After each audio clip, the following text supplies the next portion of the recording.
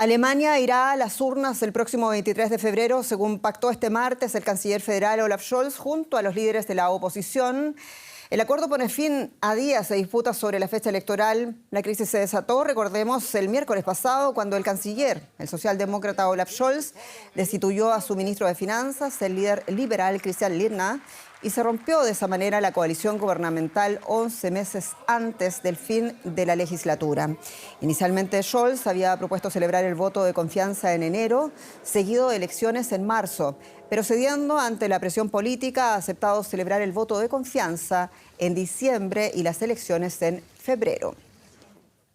El favorito de las encuestas con el 33% de las preferencias, el líder de la opositora Unión, la CDU, Friedrich Merz, confirmó que se alcanzó el acuerdo también entre su partido, los cristianos-demócratas, y la CSU, la Unión Social Cristiana, para fijar la fecha de las elecciones anticipadas. Merz será entonces el candidato a canciller de la Unión. Escuchemos lo que dijo. Por supuesto, he tenido conversaciones con el colega Mützenich del SPD, pero también con colegas del Partido Liberal y de los Verdes. Nos hemos puesto de acuerdo para proponerle al presidente de Alemania que celebremos elecciones el 23 de febrero de 2025 para votar el nuevo Parlamento alemán. Y tenemos con nosotros a nuestro analista político Juan Gómez desde nuestro estudio parlamentario aquí en Berlín. Juan, saludos. Y bueno, para AfD el 23 de febrero es una fecha vergonzosa porque le parecía tarde. Para la izquierda, sin embargo, quería que fuera mucho más tarde, fuera en marzo. ¿Cómo se consensuó finalmente este 23 de febrero? Bueno, la convocatoria de elecciones anticipadas es un proceso aquí en Alemania con normas fijadas en la Constitución, la ley fundamental, para precisamente evitar que se caiga en un caos político cuando un gobierno, como hemos visto, pierda la mayoría parlamentaria. Es lo que le ha pasado al canciller Scholz cuando perdió el voto de los liberales al romperse su gobierno. Y hay unos plazos legales mínimos para la presentación de la moción de confianza, la disolución del Parlamento y la convocatoria electoral en sí misma. Y aparte de esto, además, hay una organización de las elecciones, una organización logística, que es una tarea no fácil, que requiere pues el papel para las papeletas, la reserva de los locales, los colegios electorales. Y hay que tener en cuenta, además, que ahora vienen las festividades de Navidad, del Año Nuevo, que suelen ser fechas de paréntesis político y además en la que la gente pues se va de vacaciones o no va a votar.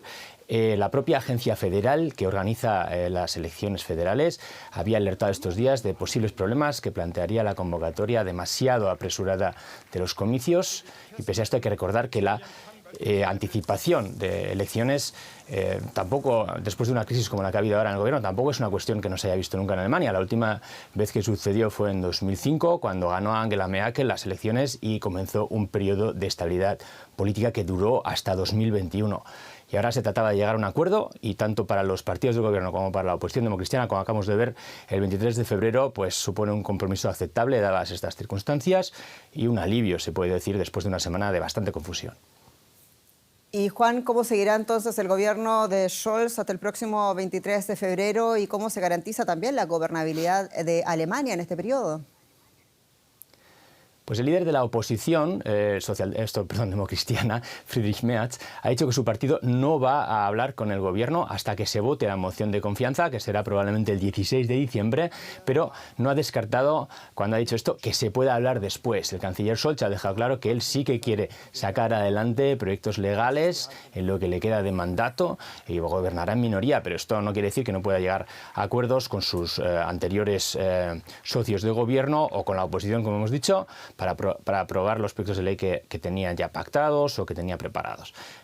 Se puede descartar, eso sí, que vaya a haber presupuestos para el año que viene, pero esto no significa que el gobierno vaya a dejar de pagar sueldos o las facturas en un bloqueo como los que se ven en Estados Unidos, porque aquí entrará en vigor un presupuesto provisional.